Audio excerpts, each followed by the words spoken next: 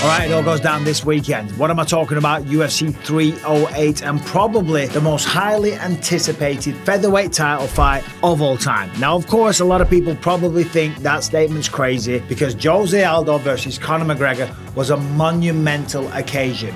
And they're absolutely right. It was. And maybe that rivals this one, but I'm telling you, in recent memory, in modern era UFC times, I'm telling you, Max Holloway going up against Ilia Topuria is unbelievable. These are two of the best featherweight fighters, two of the best strikers in the UFC, and both of them riding high on ridiculous momentum. We know Topuria is dismissing everything about Holloway. He says if he wants to, he can wrestle him. He can take him down. He can beat him up. He can beat him on his feet. He criticizes his striker, says he just does this. Says he can even beat him in a chess match if he wants. Even in a chess match, I beat him. Max Holloway on the flip side, cool as a cucumber. Nothing gets to him. He doesn't get rattled. He doesn't lose his cool. He just says, it is what it is. I don't know what it is. But I tell you, what is it?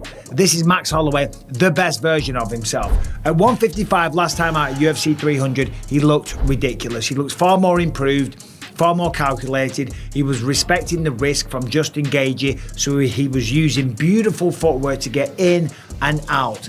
Get in, land the shots, do some damage, then use the footwork to get out of the way, okay? And then he was circling around the octagon, respecting the danger of Justin Gaethje. And that's what he's got to do against Ilia Topuria. If he does this stuff, certainly in the first 10 seconds that Ilia wants him to do, he's going to fall into a trap, as I talked about in a video a couple of days ago.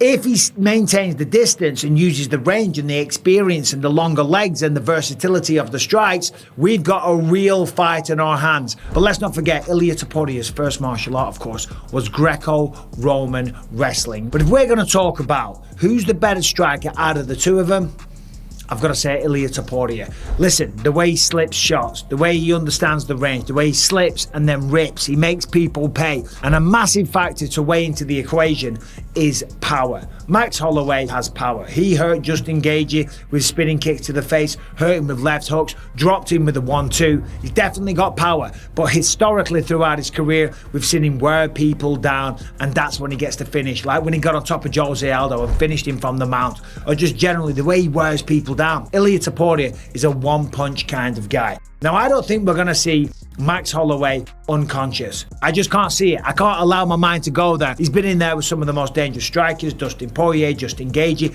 Conor McGregor, of course, when he was on the rise in 2013, and none of them could knock out Max Holloway.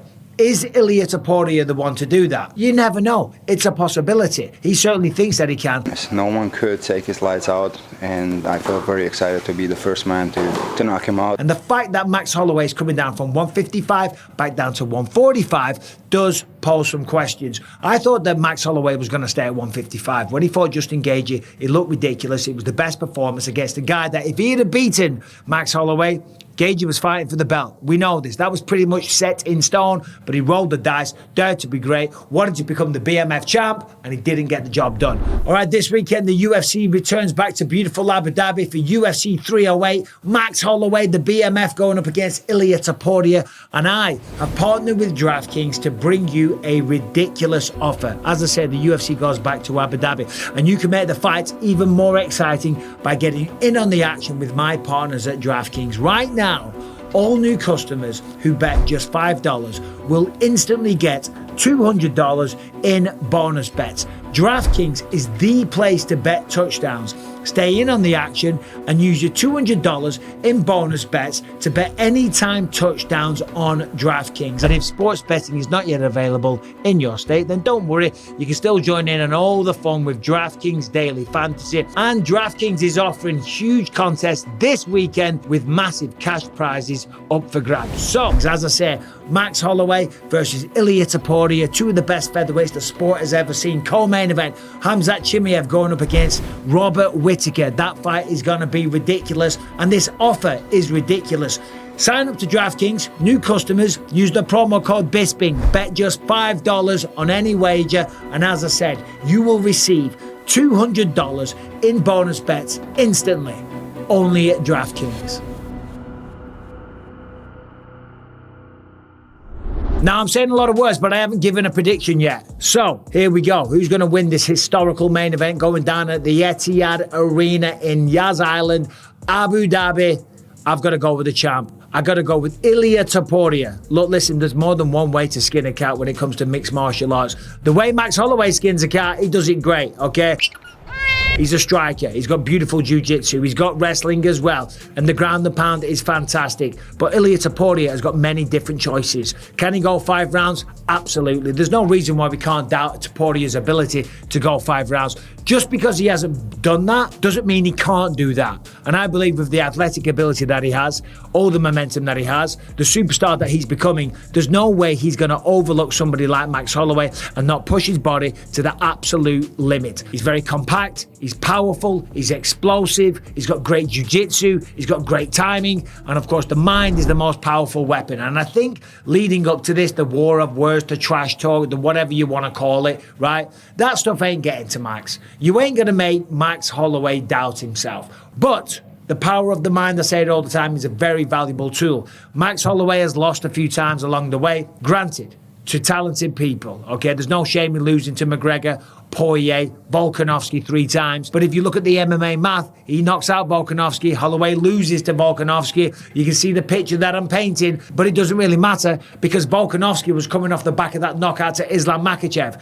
The reality is, picking a winner in this fight is very, very hard, okay? You can make a case for Holloway. You can make a case for Topuria. But at the end of the day, we're all just going off hunches. I believe Topuria is what he says he is. I believe potentially down the line, we'll see him fight Islam Makhachev for 2 belts. And for those reasons, I'm very hesitant to say this, but I've got a feeling that the winner Saturday night will be Ilia Topuria. He will be the featherweight champion. He won't be the BMF champ. He'll be the featherweight champ. But more importantly, he'll be victorious over Max Holloway, one of the best fighters to ever step foot in the octagon. And I'll tell you what, if I'm wrong, I'll never have been happy to be wrong. Max Holloway, I couldn't be a bigger fan if I tried, so I don't like picking against him, but this time I've got to go with what I see. So, moving on, Robert Whittaker versus Khamzat Chimaev. This fight was supposed to go down in Saudi Arabia. Saturday night, we're going to get it. There's going to be no issues with the scale. There's going to be no sickness. Khamzat Chimaev isn't going to do that 2 times on the bounce. There's absolutely no way.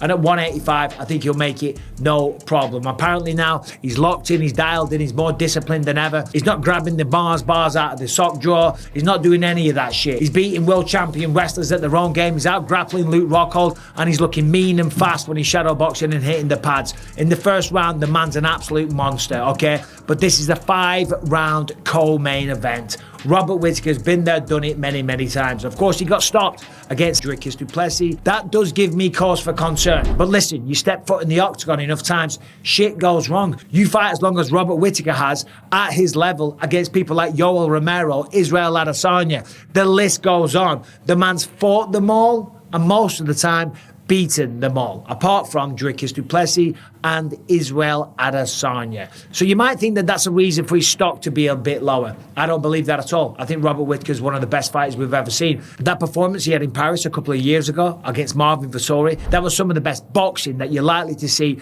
in the UFC. Now, of course, he can wrestle. He was on the Australian Commonwealth team, don't you know?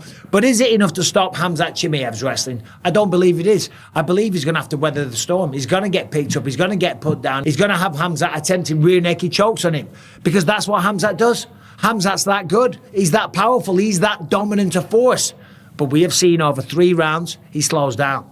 So what's it going to be like over 5 rounds? Again, I'm basing this purely on the ability of Robert Whittaker to weather the storm, and I'm basing it on the fact that Khamzat Chimaev probably will start to slow down the longer the fight goes. And the more he slows down, the more Robert Whittaker will start to take over. And I think Robert Whittaker gets this one done via decision. Before that, the miracle, Lerone Murphy going up against Dan Ige, the man that stepped up on 3 hours notice at UFC 303. Lerone 14-0. Last time out, he beat Edson Barboza. Granted, not the Barboza in his prime, but that's not his fault. He still beat him. Josh Kulabau was a great win. He's got good striking. He's got excellent takedown defense, and the man has been through a lot in his life. When I was 21 years old, a car pulled up and I ended up getting shot in the face. Dan Ige, this man's incredible. We know he's got one-punch knockout power. He's got black belt jiu-jitsu, and he gave Diego Lopez everything he could handle on just a few hours' notice. But he's lost to Bryce Mitchell. He's lost to Khamzat Chimaev, Josh Emmett, Chan Sung Jung. These are not fighters that he should be embarrassed about losing to, but it does paint a little bit of a picture. So I think that Lerone Murphy probably gets this one done. I think on the feet, he's got better boxing. I think he can avoid the takedowns. I think he can stick and move and keep it on the feet and get a victory. And when he does get a victory, I think Lerone Murphy starts to get the respect that he deserves and starts to be mentioned in the elite conversations. He'll join the likes of Bryce Mitchell and Diego Lopez and Khamzat Chimaev, okay? They're nice comparisons to have. The last people to beat Dan Ige, they were all great. So Lerone Murphy joins that club. Anyway, I'm going to do the last two predictions on another video. I mentioned the Etihad Arena. I've got to get to Etihad Airways. By the time you see this video, I will be in beautiful Abu Dhabi. How you doing? How you feeling? Very good. Yeah, good luck this week. I'm going to talk to you tomorrow. Cannot wait for this fight card. It's going to be ridiculous. But I'm going to miss my plane. So if I don't go now, I ain't going to see you there. I ain't going to be there. And I'll probably be out of a job. So I got to get going. Thanks for watching. Subscribe. Ring the bell. See you soon. See you there.